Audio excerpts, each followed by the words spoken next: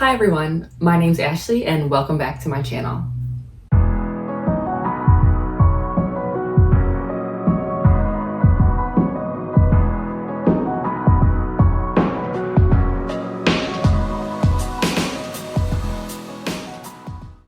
So today, I hope that you can tell that we're in a new space and I didn't like the other space that we were using. I just felt like it was boring and I tried to like decorate it with like my desk and maybe like a cute little candle and some books, and I tried to put like a picture, one of my paintings. Well, it's not my painting, but one of the paintings that I have like in the background to make it a little more festive, decorate a little bit. And I didn't like it. So we're gonna try this spot and see how I feel about that. I just think it's a little better, one, because there's things in the background, and two, I just like, the look of it better. I think it looks more homey and, it just makes the talk a little bit better. Okay, hold on.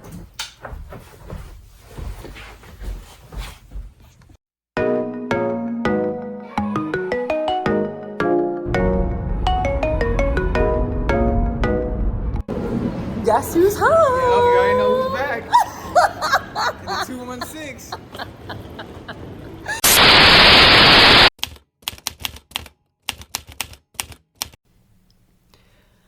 Okay, so a part of my wellness journey, or just for myself, I've been reading some self-help books. I personally do not like self-help books at all. I've tried reading the Atomic Habits book. I've tried reading The Art of Not Giving a F. I've tried reading both of those like 100 times and probably a few others, and I just don't. I'm not a fan of them. And that's not to say that they're not good books, because they are. I know that they've helped many people, but they just weren't right for me. I think that I just wasn't a fan of them because they weren't what I was looking for. So in each of those books, they kind of have like, each chapter is based off of a habit or something that you might need to change in your life. So it's pretty much giving you a description of, or a story of some sort, gives you a description of something that someone may need to change. And then they also will tell you how to implement that into your life. And after you read the chapter, you have to figure out how you're going to implement that habit into your own life. And I didn't like that. I mean, I feel like it's kind of self-explanatory, like how self-help books kind of work, but I just wasn't a fan of it. Yeah, so instead, I started reading the book 101 Essays That Will Change the Way You Think. And I think I like that book just a little bit better. First of all, it's not even that I like it. I love it. I'm not even done with it yet, but I've been reading a chapter of the book every day. Each chapter, because I've been reading it on my Kindle, is less than maybe like 10 to 12 minutes. And I like it because they're pretty much what it says in the title. They're actually essays. And each essay is like a bullet point of a bold statement with a small little description. And then you can think about how those things relate to your life in general. So I think I like that I think I like that more because you're not trying to take a habit that you're trying to become better at and relate it to your life. I think that this book is a little easier for me because it's giving you a statement and I can think about that statement and how I have done or have not done those things in my life, or if I need to work on it a little bit more. It's not actually like implementing stuff into my life. It's kind of like, I feel like the friend that says bold things that you may not want to hear, but you need to hear. I feel like that book is that to me, if that makes any sense. But I'm really enjoying it, and I hope that if you haven't read the book, you should definitely read it. There's a lot of good stuff in there, because we all need to hear sometimes some harsh stuff so that we can get our life together. But I definitely like the book, and if you haven't read it, you definitely should. And when you're done, we can talk about it together. So today's episode is going to be about, well, I guess this is like the first time that I'm doing this, but in continuance to the book, I want to talk about some of the quotes that kind of stood out to me in each of the chapters. I haven't finished the book yet, so I kind of just want to stick to the one chapter today and point out the quotes that resonated with me.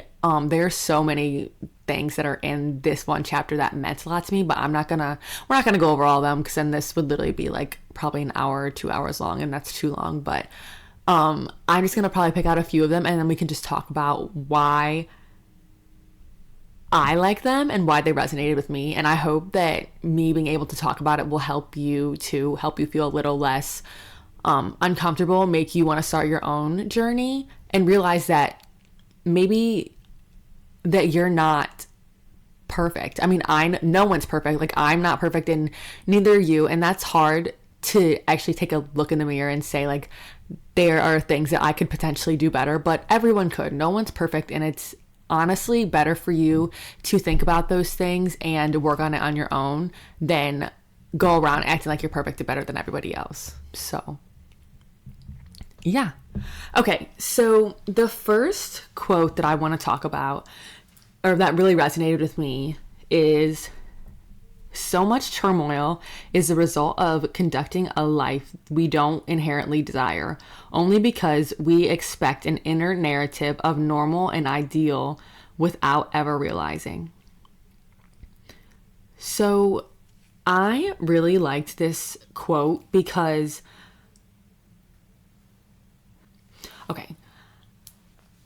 I really liked the quote because the author's pretty much pointing out that we have this narrative in our head that we think that certain things are normal and that we desire them, but honestly, that's not true. It's only because you see how popular that one thing is, either in your regular life, if you're like in school or something, around a certain group of people, or if it's on social media. And honestly, the big thing is probably social media. So another example for this, just because like the normal, like on TikTok, you see all the time, I'm sure, that all of these people are doing certain like gym trends, certain workouts. Maybe a couple of girls are using this same makeup product or the same chair, and we all are like, oh, that's normal. Like, everyone has it. I need to go get it. And so you think, oh, I desire that too. I need it too because everyone else has it. Look at how well it's doing. All of these people have it. But that's not really true. I mean, you don't know if you actually want that thing, if you actually need it, just because everyone else has it. That's why you think that. And I think that's very easy to apply to your own life as well. So even just thinking about like how just qualities in a person, thinking that, oh my gosh, everyone is so nice, everyone is so smart. Even if you're like the new student or something in class, or the new person at work, and you get there and you're like, everyone knows what they're doing, everyone is so put together, they have their life so organized, but you're new. You just think that because they've been there longer, they know what they're doing, you'll get there too, and you think that you need to be exactly like them when that's not actually true, even because that is their regular normal to them, and you think that you desire to be just like them, when that's not true at all. You will get there. You'll just find your own path to get there. And just because they have something that you think that you desire doesn't mean that you actually desire it. It's just because it's your normal. You're seeing a vast majority of people doing it. That doesn't mean that you actually want it too. And I think that's so easy to kind of fall into. But honestly, a good way to not do that is just take a step back and either turn off your phone, or just maybe not surround yourself with the same thing that everybody else is doing, maybe in like a work setting or something like that, and just see what you actually want. See what actually is best for you and resonates with you, because that's going to be the most healthy thing, and you're going to be staying true to yourself rather than trying to hop on the bandwagon and be desiring the same thing that everyone else is.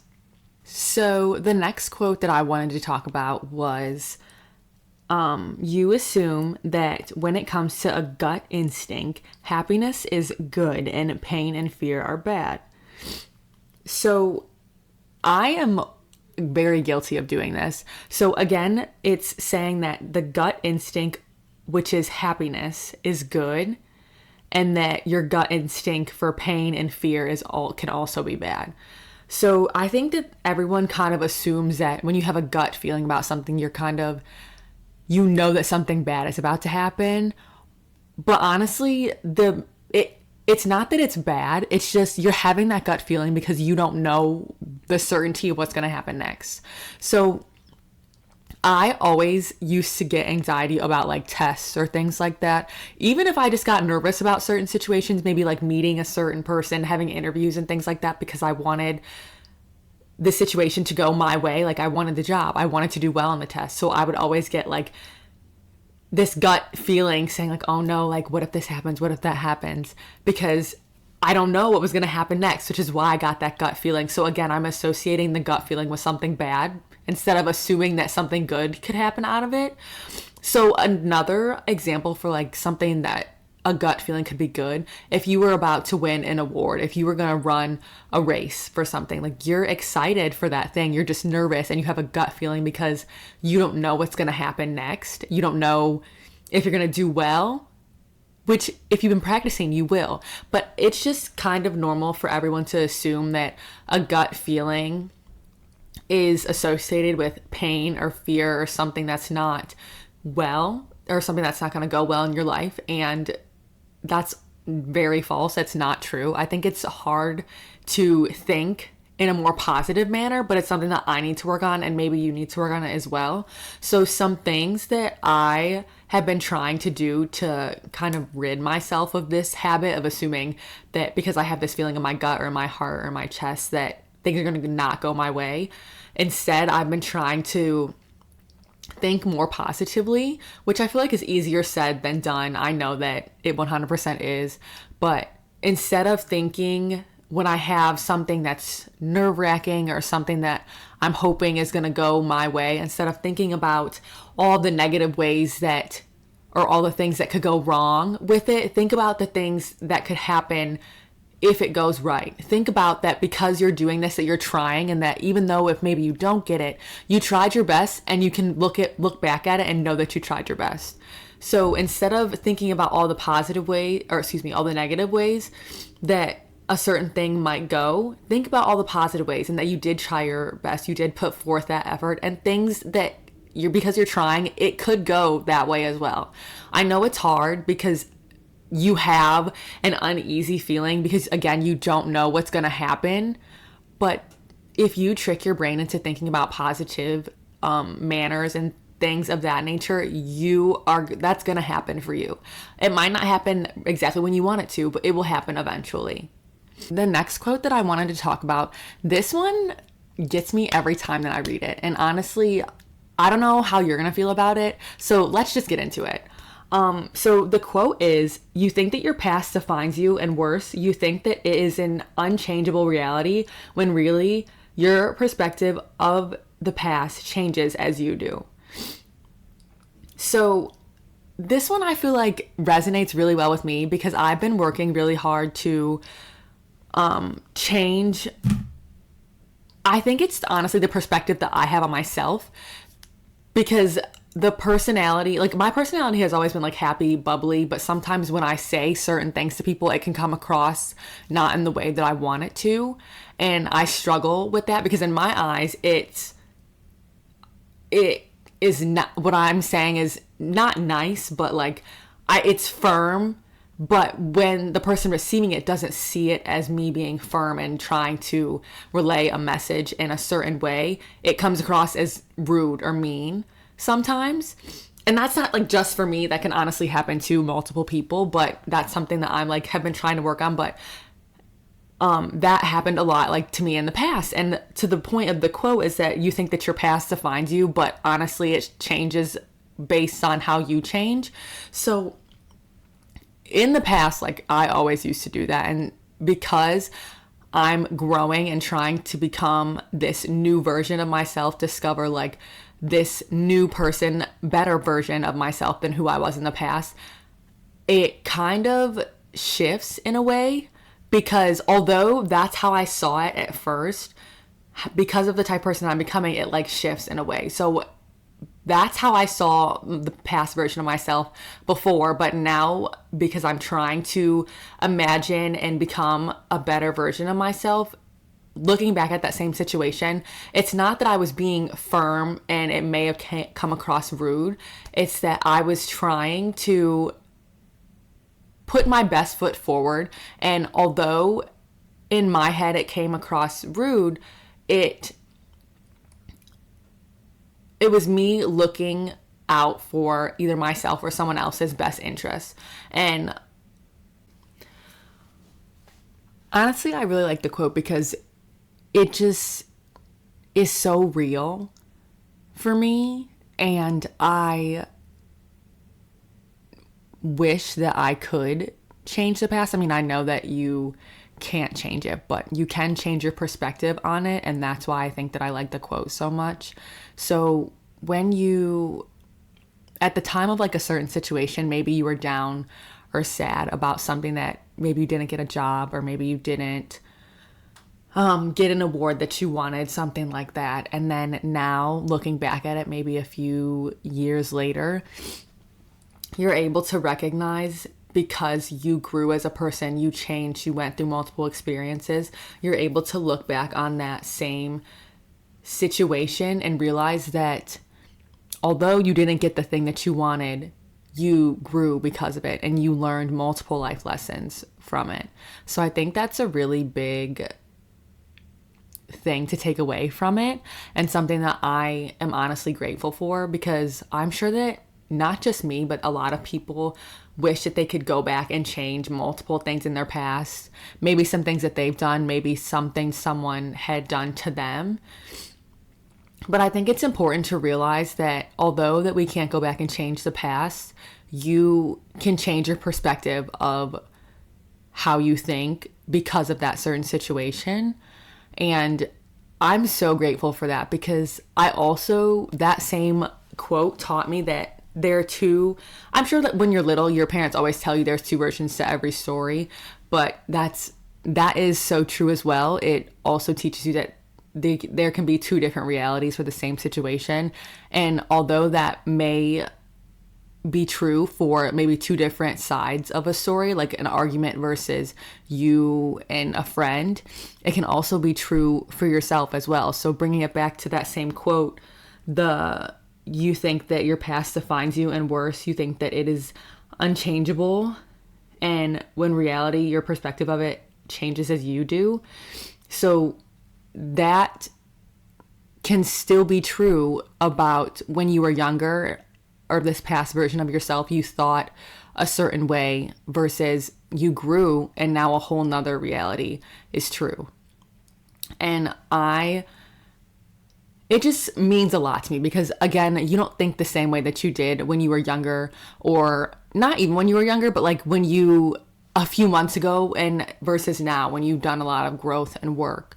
So I think it's just important to realize that although you may look at something one way now, it could be 100% different in a different perspective, maybe in a week or 2 weeks or a year even. I mean, there's no really timeline on it, but it's just important to realize that your perspective does change as you grow as a person. And I am so grateful for that lesson because if you would have told me that I would think about certain situations the way I do now versus how I did back then, I probably would have thought that you were crazy, because I'm someone who thinks that things are black and white.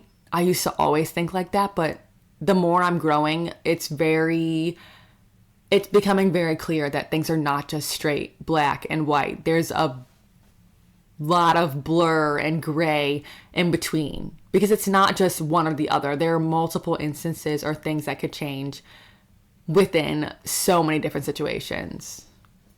I think that I'm going to end the video here. I know it wasn't too long, and this is just from the first chapter of the book that I was talking about. So the 101 essays that will change the way you think.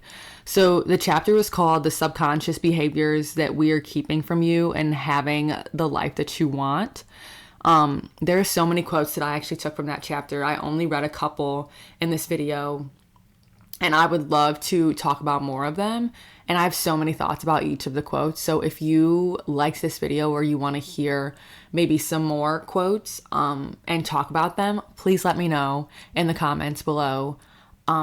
Also, if you liked this video, please let me know and I can 100% make more. I have notes in my journal from every single chapter that I read.